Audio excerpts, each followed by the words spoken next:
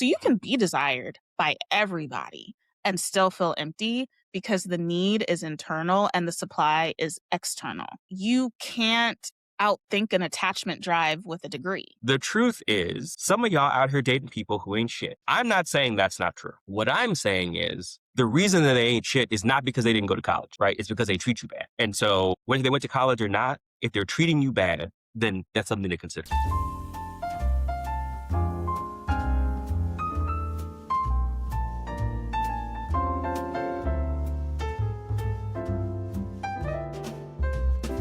Hey, Right. everyone. Welcome to The Wait and the Wonder. I'm Jason Herndon, a licensed psychologist. And I am Philicia Ross. I am a licensed clinical social worker. This is where we take what's buzzing in pop culture and relationships and look at it through our therapist's eyes, not to diagnose the internet, but to explore the nuance that gets lost in hot takes. Because there is usually more to the story.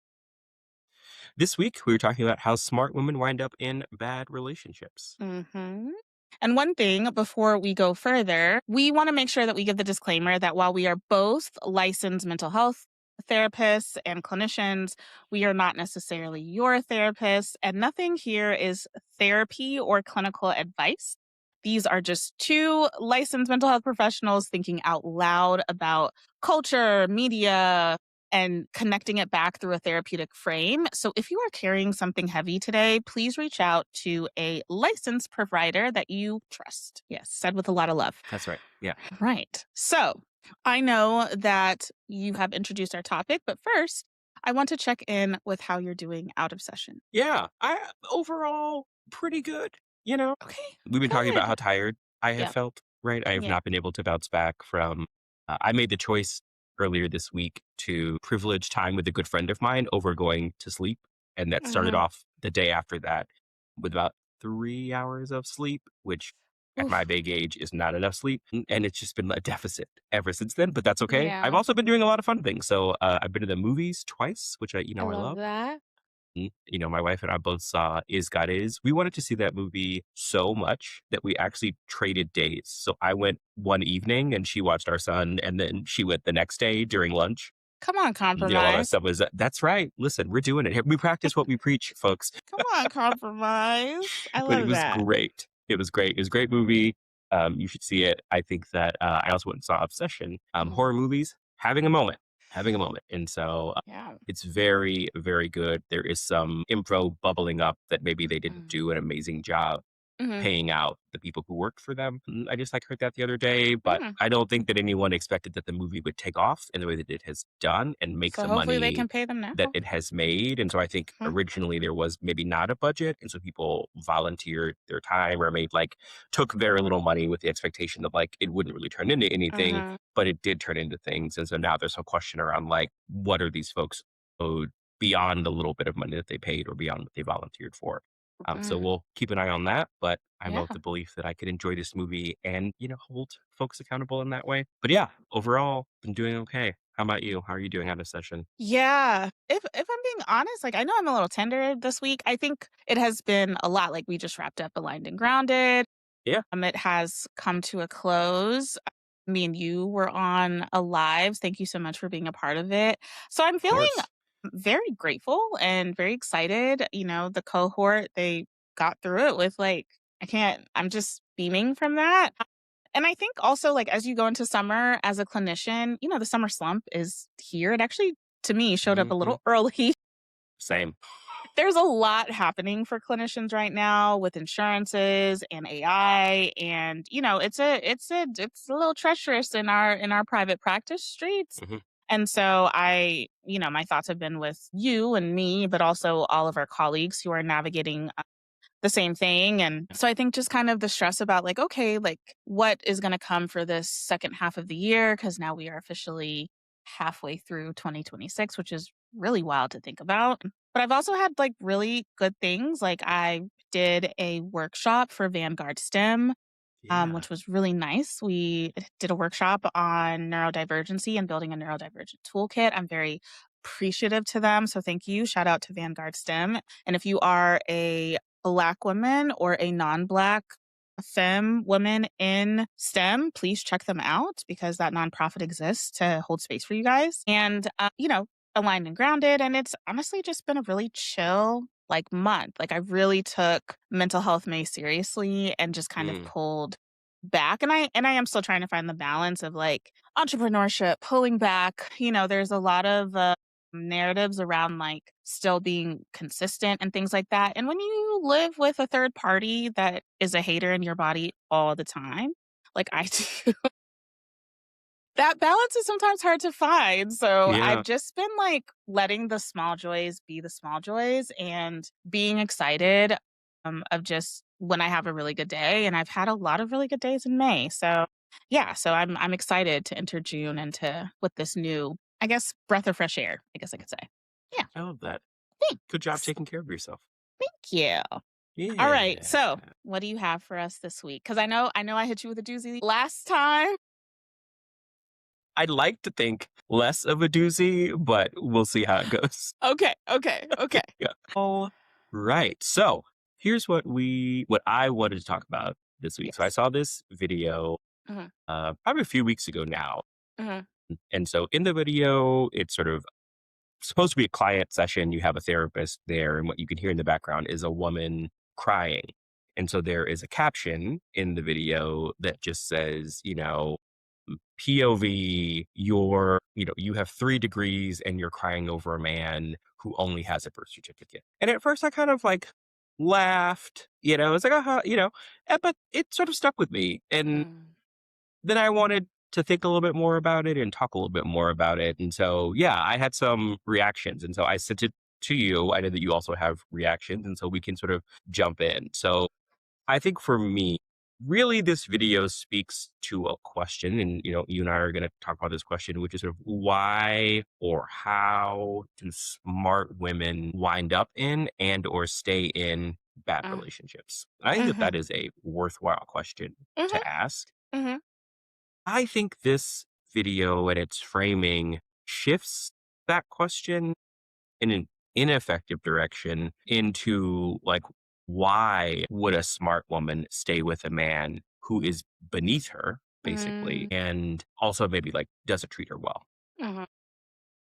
And I think that what I see here is sort of this idea of smart being defined as educated. And we spent a lot of time talking about this idea in our last episode. So I We don't have to did. rehash that all together, but it'll come up again, I'm sure. But I think that like education plays kind of a big role in some of the ideas in this video. Mm. But ultimately, to me, it felt like the frame was kind of elitist. Right. And so that was Mm. my reaction. And so I can go into some of like the reason, Yeah. or I can give you some space to like jump in and give like your reaction. No, I'd like to hear your reason because what was Yeah, interesting was that, I think we found ourselves on for the first time, right? I So know. far, of recording the podcast, we found ourselves on opposite sides of the couch with this. So Yeah. Is yeah, this I'm our first fight? yeah, I guess so.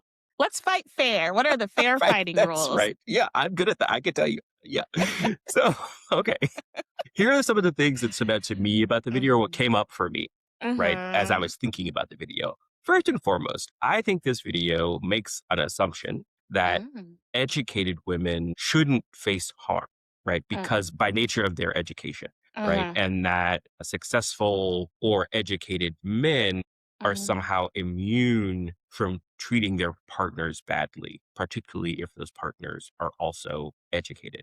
Mhm. Um, I've been in the game a long time. So have you. That's not the case, right? Praise And so God. I think to Mhm. the extent that that assumption is being pushed, I want to Mm. sort of push back against it. I think there's also a quiet argument in this video that this educated woman or educated women almost kind of like deserve this like negative treatment Mm. That's because they interesting. Okay. have put themselves in a situation where they are dating a man, right, who is beneath them, or a person, right? This is actually not as Be gendered as it seems. because they're not at the same educational level? Yes. Uh-huh. Okay. Yes. That if you were dating a person on your level, you would not have to worry about this. And so by dating someone who you know is not on your level, Mm. then you are somehow opening yourself up, Mm. right, to this kind of off-brand treatment, Mm. right, in a relationship.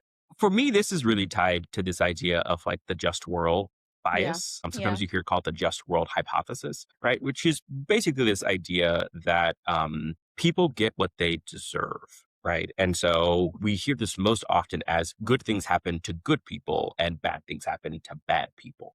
Right. And this sort Mhm. of is created, this was sort of brought up in my mind as we were thinking about this, is that there's this sense that, if you went to school, if you got those degrees, you deserve good things to happen to you by Mm, nature of the educational 'cause the attainment. education suddenly makes you it Yeah. supersedes and makes you Hmm. a good person by way of Hmm. okay, going Yep. into debt for a That's right. degree. Right. And so then you like deserve this, right? So you deserve good things to happen to you, Yeah. right? I think the interesting thing also about the just one hypothesis, and we're going to talk about another hypothesis in a second, is that there's a ton of data to show us that like we tend to apply the just world bias most regularly to other people in their Yep. lives, Yep. right? Like I deserve nuance, right? So when bad things happen to me, there are environmental or Yep. structural, contextual factors that Yeah. explain how this bad thing happened to me. It's not about me. It's not that I'm a bad person. But when bad things happen to you, right? It's Whew. because you're whack, right? And so like whack things happen to you because you're Yeah. whack, right? And you didn't do all these things and That's right. you didn't go to school, you didn't sacrifice what I had to That's right. sacrifice. Hmm. Yeah, that is very, very true that sometime not we, but society in America specifically is so individualistic, right? That we lack the collectivist mindset to give nuance to other humans. That's right. Hmm. And we see that a lot. We A do. lot. Yeah, there's a whole Mhm. name for it, right? Which is the fundamental attribution error, right? Yes. And so the fundamental attribution error is really the process where we Mhm. underestimate situational factors, environmental factors, Mhm. cultural factors, all sorts of factors when we think about other people and their misfortunes, and Mhm. we overestimate their personality factors, right? So we, again, right, we assume that whatever negative thing or negativity exists in your life is probably related to who you are as a person, right? And Mhm. how you show up in the world, and not related to any of like the societal, situational, cultural factors, environmental factors around you, Yep, and right? that's why So whiteness be eating y'all up every single time. every single time. That's right. Mm. Hmm. Mhm. That's right. Yeah. Yeah. So the other thing that I thought came up here is this idea of like being equally yoked, is I think Mm. how we hear this a lot, which Yes. is a Yeah. biblical Very term, biblical, very yes, religious. that I Yeah. think has been kind of co-opted by, Mm. A I won't say lot non-religious, by lots of people. by lots of people, Right. yeah. And usually, I think, in outside of religious context, when we hear this idea of equally yoked, it's really thinking about like, are they Mhm.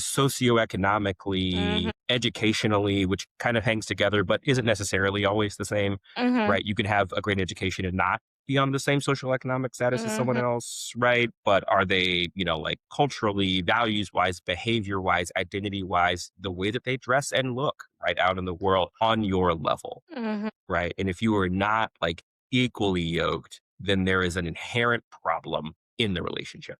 Right. Particularly for the person who is better. Or and seen as better or perceived as Yes. better Hmm. because of Yeah. all the Or things thinks of that they themselves have, as or better. thinks of themselves as better. Yeah. Yeah. Hmm. Yeah. Yeah. And so I think ultimately, Mhm. I think that there is some value in this message. We'll talk about that in a bit. But Mhm. ultimately, I think that like just this framing that moves in sort of this elitist kind of direction Mhm. does more of a disservice to the message than a good thing.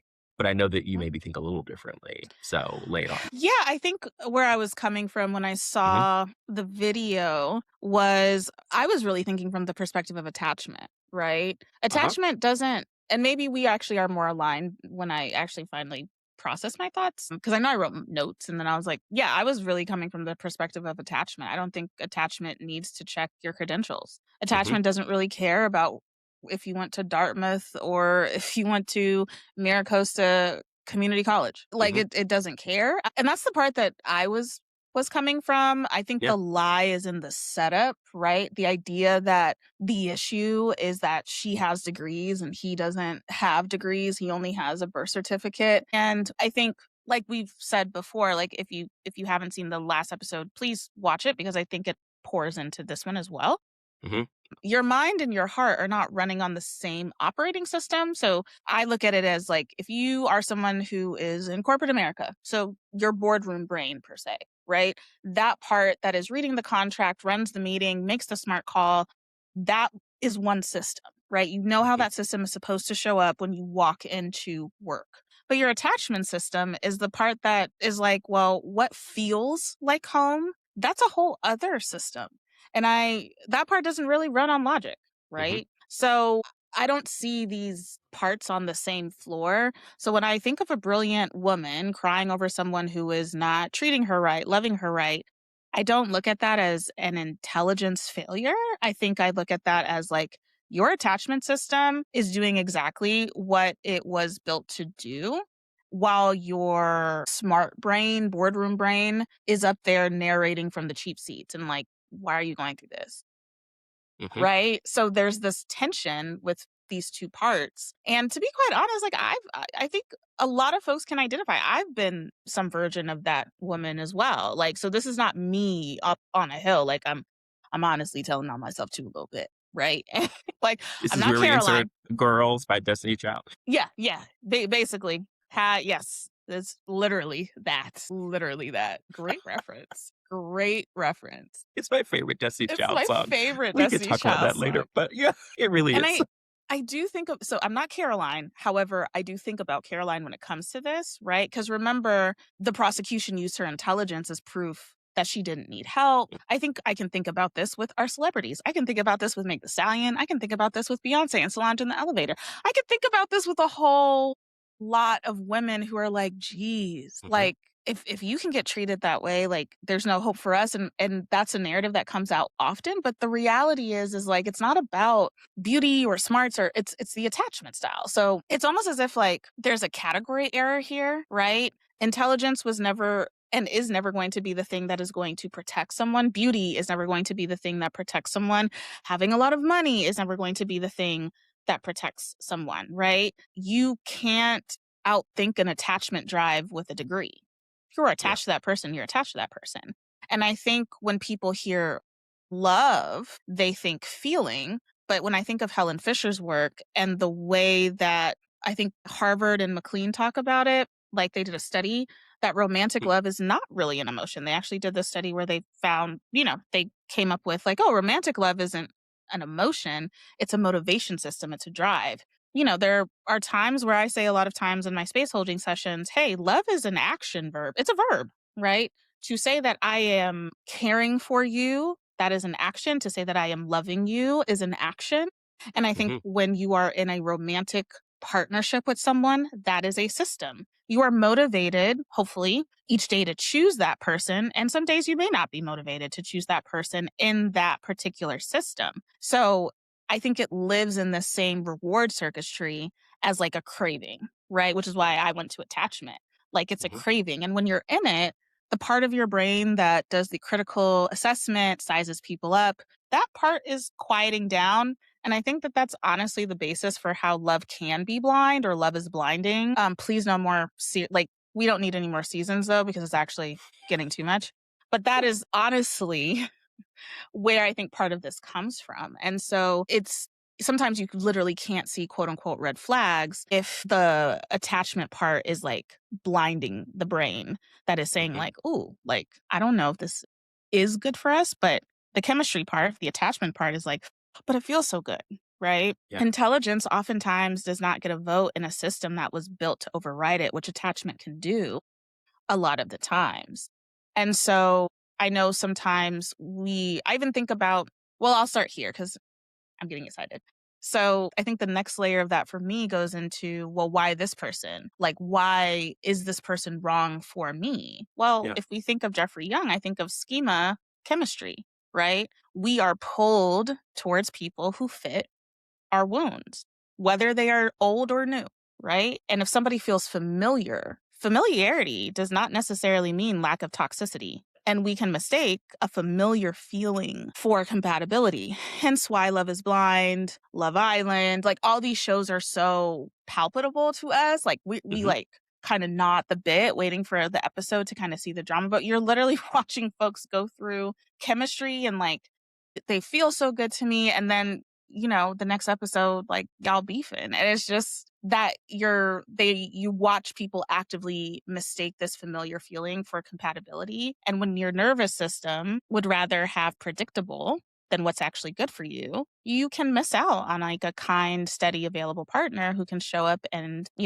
be good for you because maybe you don't necessarily feel anything. Like there's no Yeah. spark there. So safe can feel foreign. And then if safe feels like foreign, then chaos is going to feel like home. And that's the trap. So that is Yeah. where my brain, yeah. So many thoughts. Yeah, I have so many thoughts. I mean, I think the one that's pushing hardest is the idea of that draw to familiarity, right? And Yeah. it's not just what we see on the shows, right? This plays out in our In our lives lives. as Yeah. Our well, day to right? day. Like if Mhm. you've ever noticed in a positive way, negative way, neutral way, Mhm. right? That like you are dating someone. There are ways in which my wife is very similar to my mother, Mm. right? Mhm. And if I was a different kind of therapist, that would really bother me, but I'm not, so it's fine. And so, right?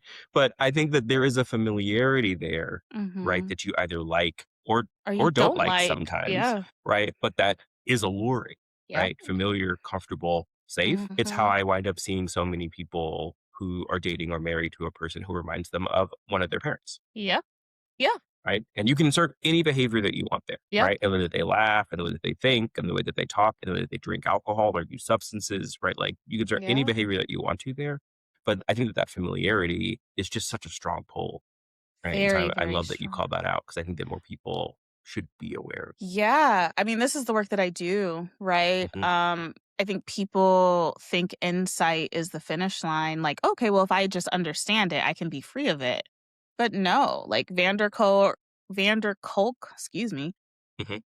is it Porges too? Like all that work tells us that in your mind, if in your mind you feel safe, but your body still responds like you're in danger, there's a neuroception there, right? Your nervous system is scanning for safe or not safe underneath your thinking, which is faster than your thoughts, which is the actual physiology of like, I know better and I still can't leave though. Hmm. I know better. I know I don't need to go back and watch our last episode Hmm. because Caroline showed you that to a T. You want to see neuroception in real time? Go watch Should I Marry a Murderer? Because that is exactly what was happening. Like, I know better. I know I do. And Hmm.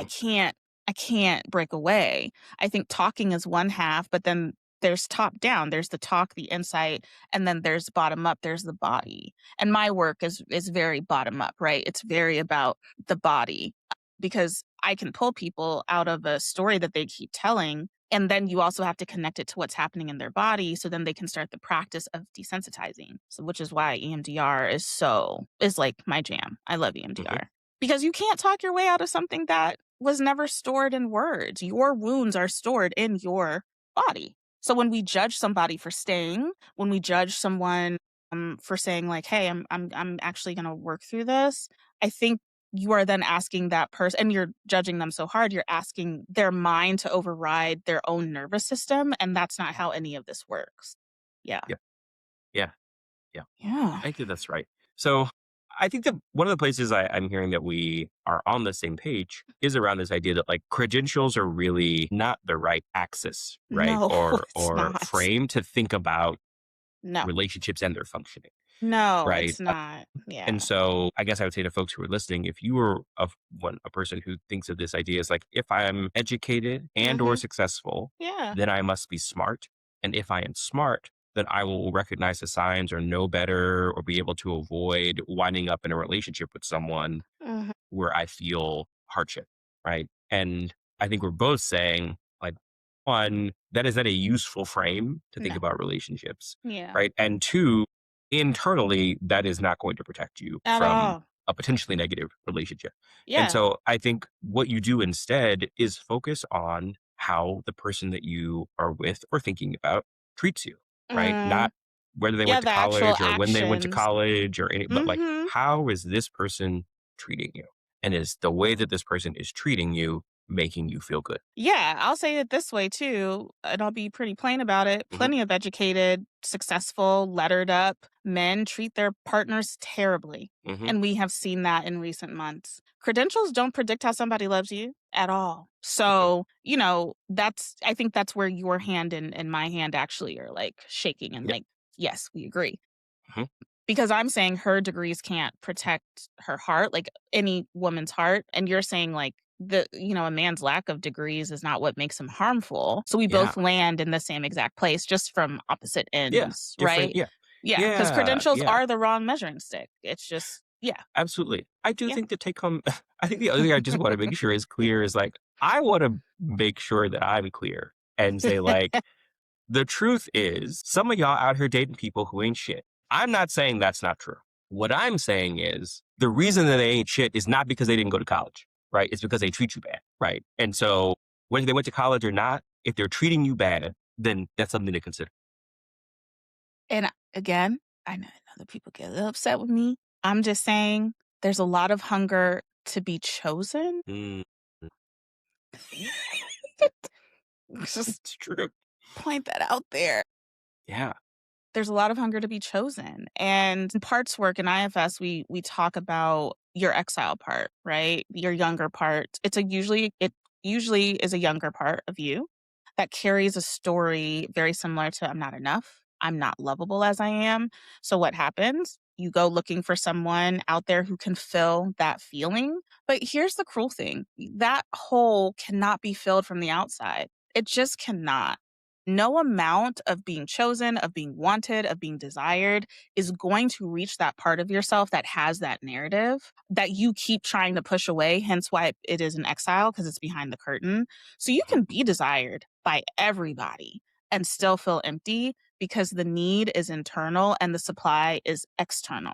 So the hole essentially will stay open and bottomless because Yeah. you keep trying to fill it from the outside and it only has a door on the inside. So, as a systems thinker and from a systems view, that is what Bowen calls low differentiation, right? When your sense of being okay is outsourced to the relationship that you have with another person. And those patterns don't drop out of the sky, right? Right. Sometimes they can Hmm. get handed down through the family system. So, yeah, just want to point All that right. out. Yeah, Yeah, absolutely. I think that really helps. And so we're going to move into in a minute our sort of did you consider where we're going to talk about some the flip side or some other ideas related to this. we So are. we'll be back in 1 second.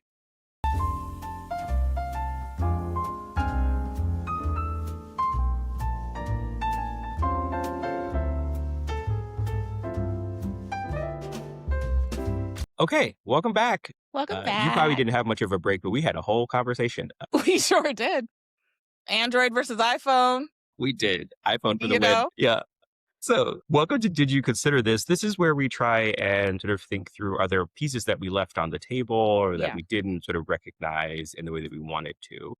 So, I think something that is coming up for me is that I think what this video does a better job at like leaning towards Mhm. is that there is this myth that educated women, particularly Black educated women and educated Mhm. women of color, are Mhm. undesirable like out in the dating market, and therefore you should be ready to just sort of settle for whoever chooses you Yep. because you aren't going to have that many bites at the apple. And so I do Yes. like that this sort of pushes against this, right? And so if we sort of reflect on what you mentioned sort of at the end, right, around like this idea of like how many people are so desperate to feel chosen, right? Then I think that like the scarcity narrative can really sort of weaponize that sense of Mhm. hunger.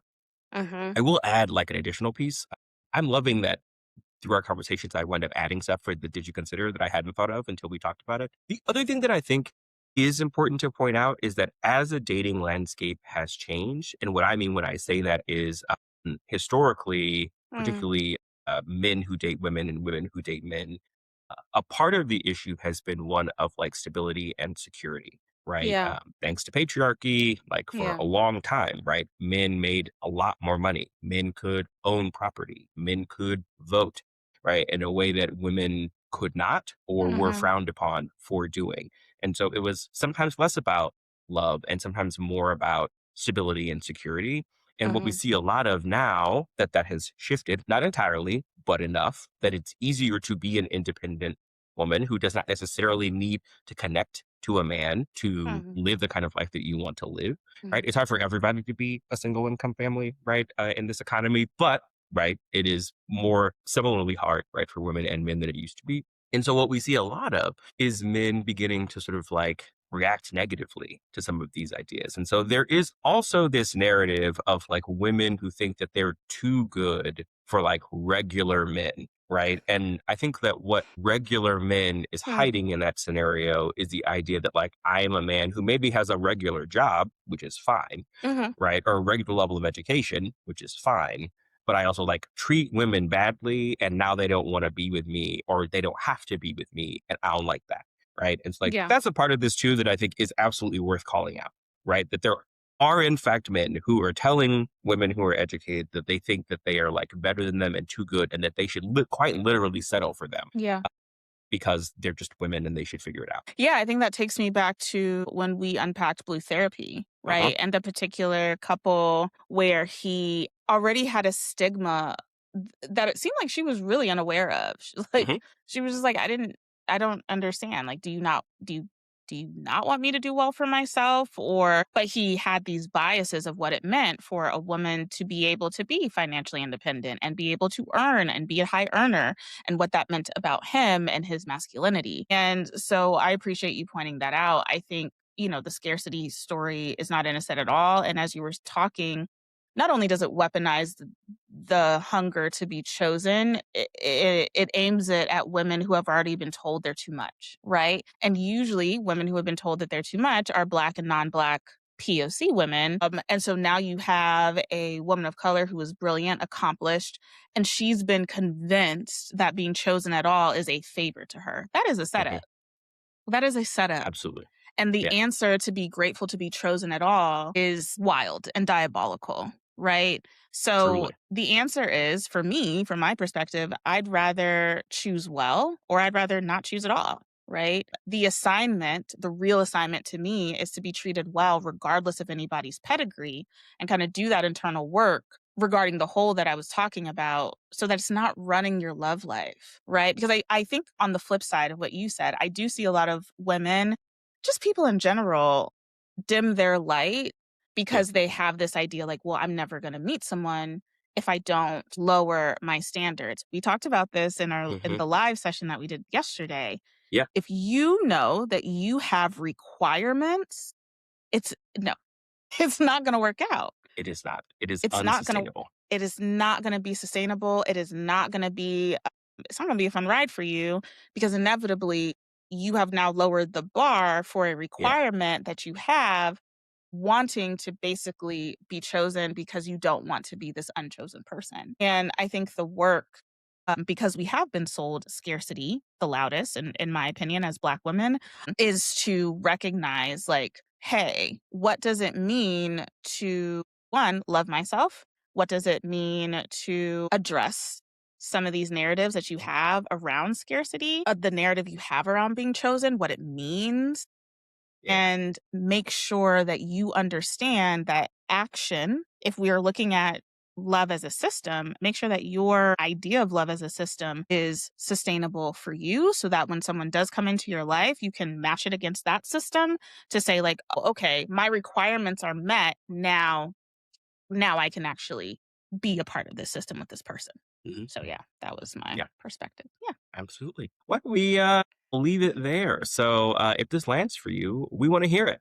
Tell us what you're Yeah. seeing in the culture that needs the same lens. You can find me on LinkedIn at Jason L. Herndon, and I also write at submin.substack.com. I'm also starting a new newsletter. I didn't even know that I told you this. No, It's not ready yet, we're but it's all called This finding is out the Work. together.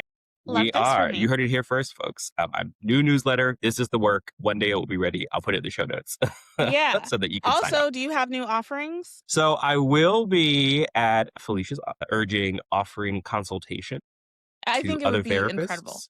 Yeah. And I'm so jealous I'm in the because I process of can't. putting together that page together. Love that. But yeah, once it is ready, I will also put that in the show notes. I'm Yeah. happy to chat one time thing, or ongoing. I love talking to other therapists about clinical work. So let me know. Yeah. Please, if Yeah. you Jason is brilliant and incredible, and I'm jealous of all you. I mean, I do have access to him in a way too because he is my friend, Constantly. but constantly actually. So I Near guess constant access. Yeah. can't be too jealous. But I do think like working with Jason is incredible and he is so knowledgeable, if you guys cannot tell. And so please, like he has been in this game for a long time. So if you are a up Okay. and coming clinician, if you are graduating school, right? Shout out to our graduates of 2026. Yes, Whether shout out. whether you graduated from social work or counseling, psychology, wherever you are Mhm. in your licensed High mental health school, professional, college, high listen, we school, support. wherever. We support all y'all. And so please hit up Jason. As for me, Aligned and Grounded Wrapped, as people heard at the beginning of the hour, or I don't even know how long this is, so however long this is. And the next thing is just see, if you want to see what I have going on, you can subscribe to my newsletter, and you can always find me at By Felicia. That is a personal branding page, and you can find me at Village of Sound Mind, which has all of my offerings whenever Village of Sound Mind has an offering. And you can also find me on Substack at Liberation Letters. And I think that that's all. I think that's where you can find Yeah. me. Yeah. Yeah. The podcast is at The Wait and the Wonder Podcast on Instagram and on YouTube at Wait and Wonder Podcast. All links are in the description. So until next time, hold the wait. And find the